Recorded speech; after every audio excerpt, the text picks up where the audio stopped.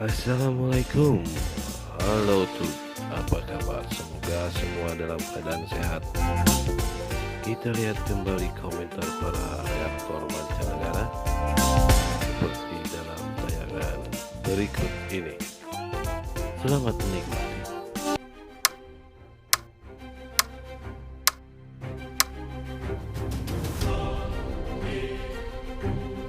Yo, Salamation. This is a mic that I'm taking off. Well, it's already off, so apparently I don't need it. I'm getting more and more frightened over the lack of videos left to watch of ALIP's. He's such a treasure. But that's like all good things. All good things if we keep watching. It's like binge watching a TV show. It's like so great to binge watch it, but then all of a sudden you're out of episodes. Like Watchmen. Watchmen was fantastic, but then boom, it's over. Like, now what do we do? You see me do this? You know what this is? Sweat on my lip, because it's hot in here. Something awesome that's working out for me very well that I think other people can also do is what I've started doing is taking like one problem or one idea and going away from everyone and just going on a walk. And being like, during this walk, I'm going to attack or research or think about this one problem. And it's been phenomenal for me because you get to like actually be outside. That's great. And you're walking, which walking might not seem like a big deal, but do you believe it that like walking 2 hours a day that's a lot. Most people don't walk 2 hours a day. Not the average person in an industrial society does not walk 2 hours a day. So you get that, but then also you're isolated from all your distractions and you can like focus on one single topic for, even if it's 30 minutes. It's 30 minutes of uninterrupted thought outside of your natural environment, and I find it to just be a great way to reset your brain and your attitude towards the day and find out something important about your specific topic or whatever. For example, today, this is going to seem super boring. Today, I played Super Locrian, the altered scale, for like 45 minutes straight because it's like not a scale that I use a lot, but I should because it sounds really cool. And so I just did that with the guitar. Put on my guitar and just walked around in nature and in parking lots and just like tried playing it everywhere and getting used to it. So whatever. Dude, it's so hot in here. Right, I'm gonna sweat on y'all. It's okay, it won't make it through the camera. Let's do Leaving on a Jet Plane, John Denver. Now let's be honest. Leaving on a Jet Plane, John Denver is kind of low-key for me. Kind of low-key. But that's what I've loved so far about ALIP. There's been a lot of songs that ALIP has covered that I'm like, these songs, I don't. But his playing is always great. His version on a lot of these have been better than the original. To me. For me, so let's go. Let's do it.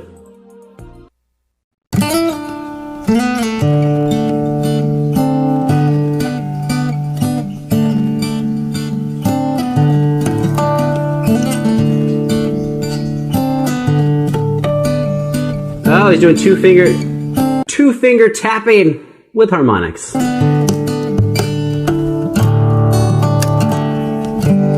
Oh.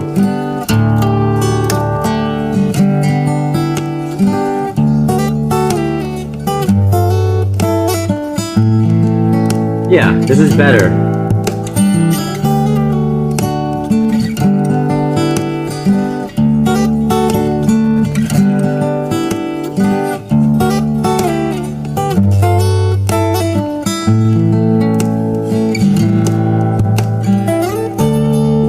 You know what I should do? I should just walk around for an hour every day and just learn to tap with my pinky finger.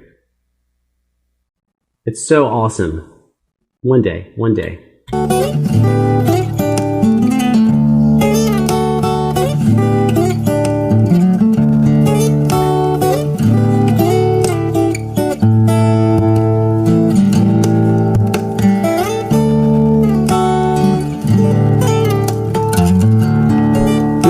Nice.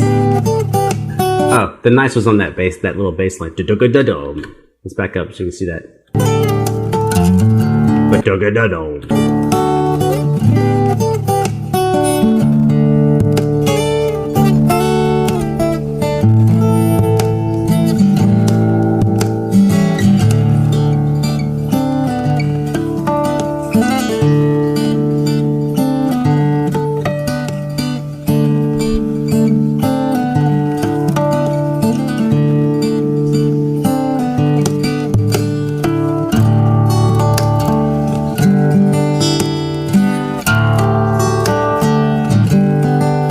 So just to hammer something home, to me this is something that we talk about a lot, but thirds, man. Work on your playing thirds. It doesn't matter if you're on any instrument where you can play 2 notes at a time, get your thirds good. That's like A to C or C to E or whatever. I mean, those are, A to C is a minor third and C to E is a major third, but whatever. But get good at your major thirds and your minor thirds because they are like the primary and the easiest way to harmonize anything. Ask a violinist. They'll be like, oh yeah. Ask a pianist. They'll be like, oh yeah. Ask a guitarist. They might be like, I don't know. But a violinist and a pianist will tell you thirds all day.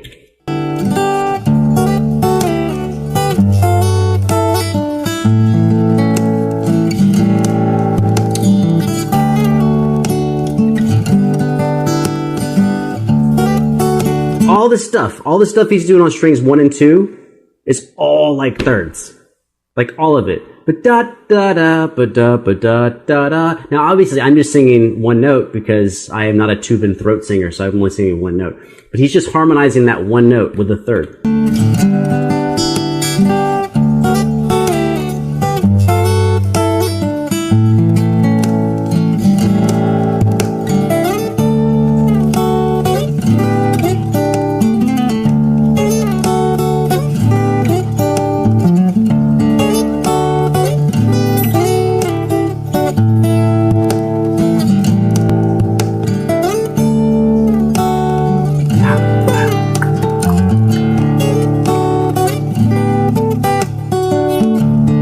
I like this so much better than the original.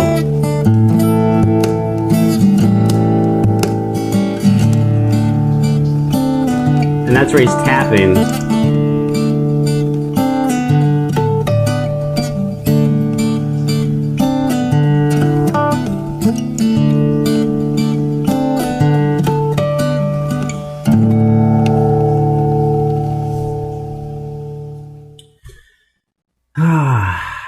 I just love watching great guitarists. And it's one of these funny things is that like I've been watching awesome guitarists for 25 years. It's been like 25 years since I first was like, that dude's awesome. And you would think like, oh, eventually I'm going to like not care. Or eventually I'm going to grow out of this. It's like, nope. It turns out that things that you love, like if you love it, you're just going to keep doing it. Guitar time. Let's see if there's anything I can show you. I don't know if I'm going to show you anything very specific to that song. Oh, and I just realized I was going to show you like a really popular song, but I can't because I'll get like copyright strikes or whatever. Let's put on the guitar and then let's move the mic to somewhere else. Okay, cool. Is it still tuned? No.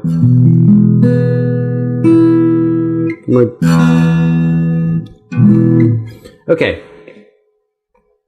So if you don't know what thirds are, here's a simple thing. You can look up any scale and just take the first note, skip the next one, and take the next note. So take notes 1 and 3. Right? So if I was starting with a C for a C major scale, C, D, E. So I take notes C and E and play them at the same time. And just do that with every note in the scale. So like C, E, D, F, E, G, what's next? F, E.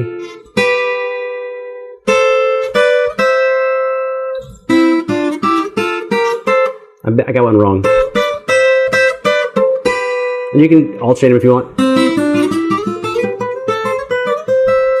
Those are thirds. And they make like everything sound nice.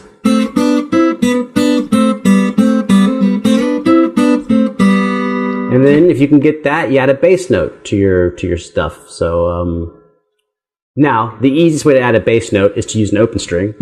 That way your fingers are free. So I'm using an A.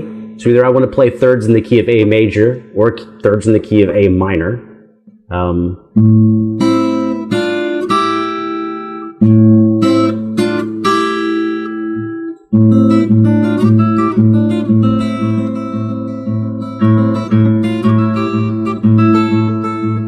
No, those are not thirds.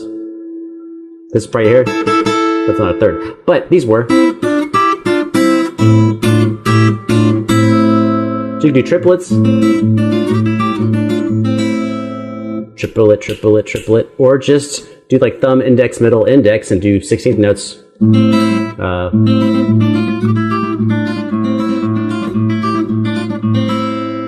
you could also do it in major, A major.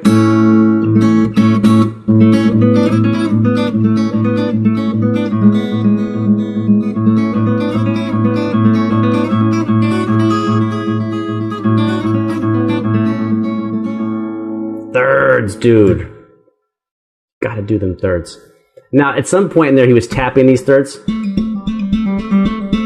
Now, mic placement is very important for tapping because tapped notes are not as loud as other notes. So the closer, like if I have my mic right here or on the sound hole where ALIP has it, you'll hear my tapped thirds much louder. They're very quiet. Now, the stronger I snap my hand down, the louder the notes will be. But, yeah. You did a great job. When's the last time you did a bad job?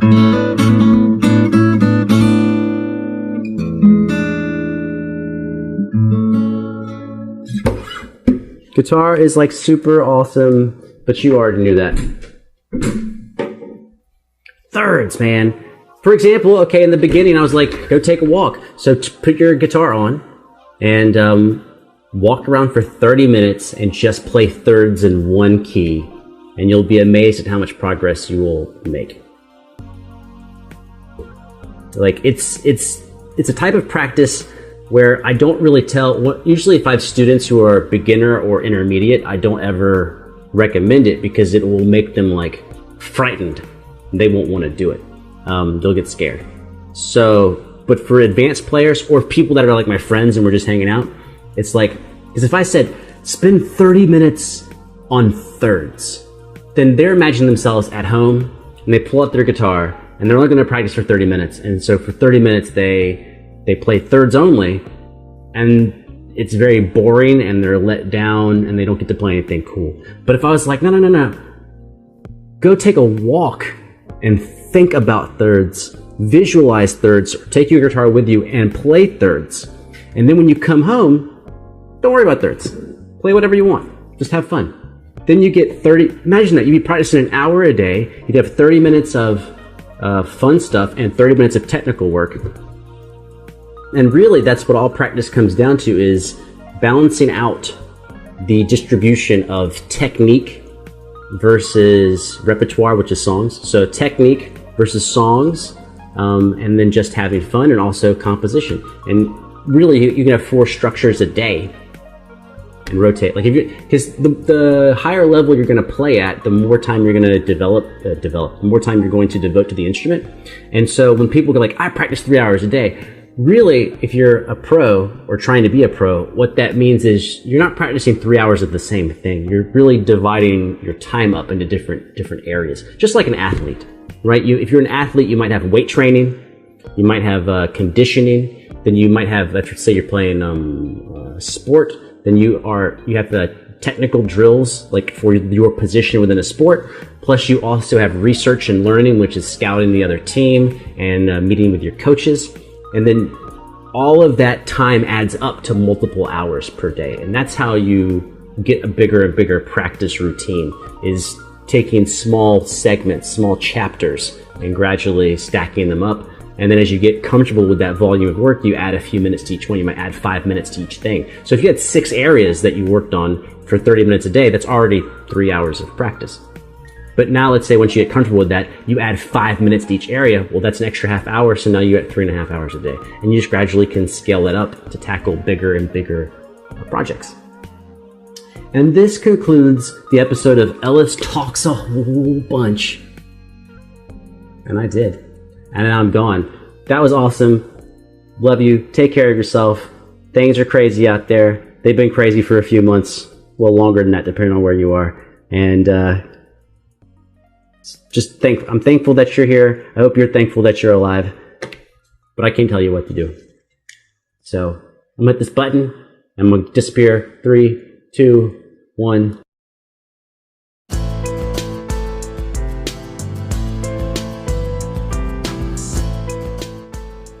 Demikian sobat, kritik atau saran silakan tulis di kolom komentar.